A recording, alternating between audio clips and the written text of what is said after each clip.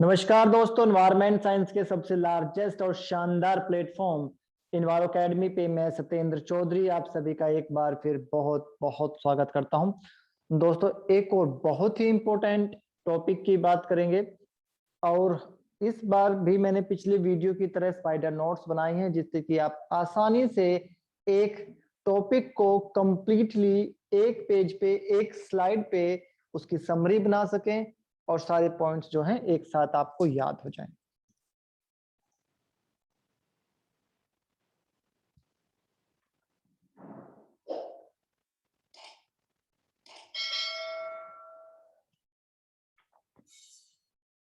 तो दोस्तों, इस वीडियो में हम बात करेंगे फ्लोरोसिस की। जैसे पिछली बार हमने बात की थी आर्सेनिक, जो कि एक नेचुरली अकरिंग पोल्यूटेंट है हमारे ग्राउंड वाटर में, वैसे ही फ्लोरीन का भी बहुत प्रॉब्लम है हमारे देश में। लगभग 15 ऐसे राज्य हैं इंडिया के जहां पे फ्लोरीन जो है वो ज्यादा है ड्रिंकिंग वाटर में। और इन 15 स्टेट में, 15 राज्यों में लगभग 62 मिलियन पीपल ऐसे हैं जो या तो डेंटल या इस आपके स्केलेटन फ्लोरोसिस से जो है प्रभावित हैं। यहाँ पे कुछ इंपॉर्टेंट पॉइंट मैं हाईलाइट करूंगा, हमेशा की तरह आपने लिख लेने हैं। सबसे इंपॉर्टेंट पॉइंट ये है कि फ्लोरीन की अधिकता और कमी दोनों हमारे लिए खतरनाक हैं। ना तो हमारे वाटर में या जो भी हमारी रिसोर्सेज हैं उनमें फ्लोरीन कम होना चाहिए, ना ही बहुत ज्यादा होना चाहिए।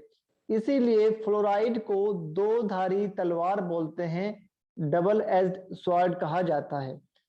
अगर आपके रिसोर्सेज में, पानी में, इनटेक में फ्लोराइड की डेफिशिएंसी हो जाती है, कमी हो जाती है, तो आपको डेंटल कैरीज की प्रॉब्लम हो जाती है दोस्तों।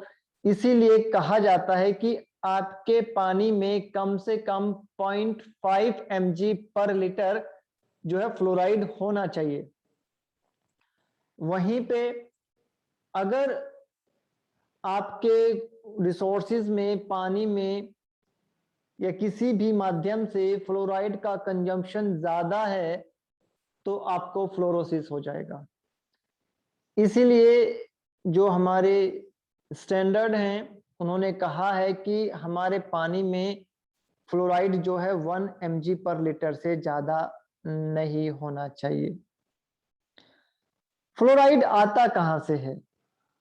फ्लोराइड का मेन सोर्स जो है बेसिकली ग्राउंड वाटर है। और ग्राउंड वाटर में ये कहां से आता है कि जो फ्लोराइड रिच आपकी रॉक्स हैं उनसे आपका फ्लोराइड ग्राउंड वाटर में आ जाता है। जब आप ग्राउंड वाटर को ड्रिंक करते हैं तो आपकी बॉडी में फ्लोराइड आ जाता है। तो पानी का कंजप्शन, पानी के पीने से फ्लोरोसिस होता है बेसिकली। ठीक है, ये एक मेजर सोर्स है।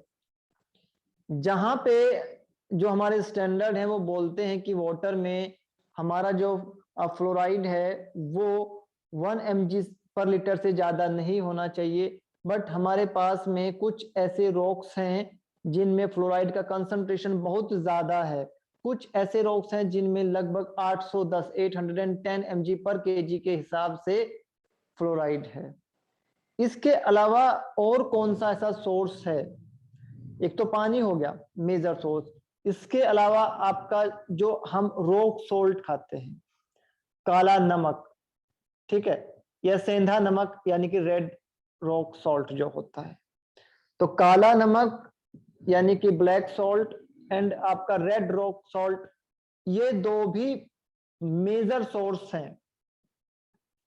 ये दो और मेजर सोर्स हैं जिनके द्वारा फ्लोराइड आपकी बॉडी में एंटर करता है।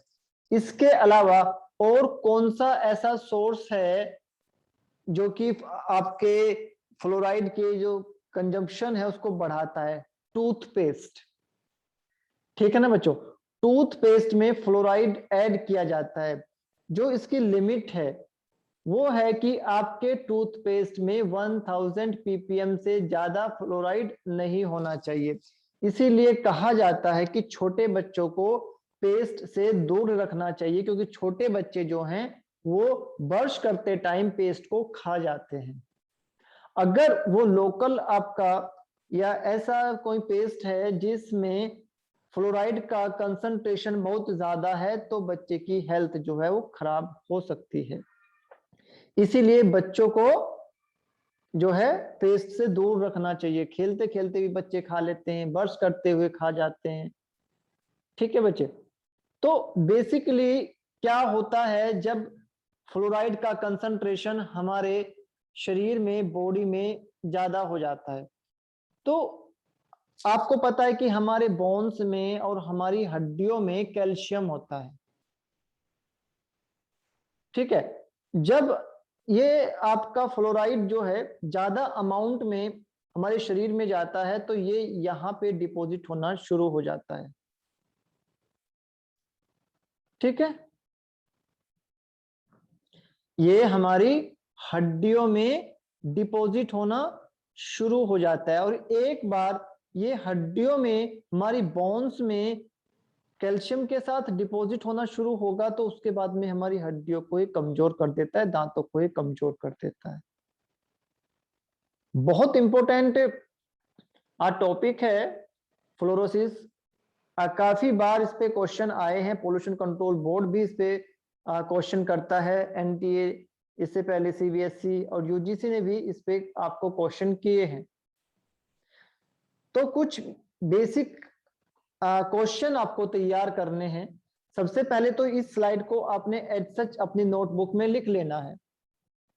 उसके बाद में आपने लिखना है कि भाई फ्लोरोसिस किसकी वजह से होता है, डेफिशिएंसी की वजह से क्या होता है, एक्सेस कंजम्पशन की वजह से क्या होता है, बीएसआई का परमिसिबल वैल्यू कितना है, डब्ल्यूएचओ का परमिसिबल वैल्यू कितना है, टूथपेस्ट में कितना आपका फ्लोराइड होना चाहिए, और ये किस तरीके से आपके हड्डियों को और दांतों को कमजोर करता है, इसका मेजर सोर्स क्या है।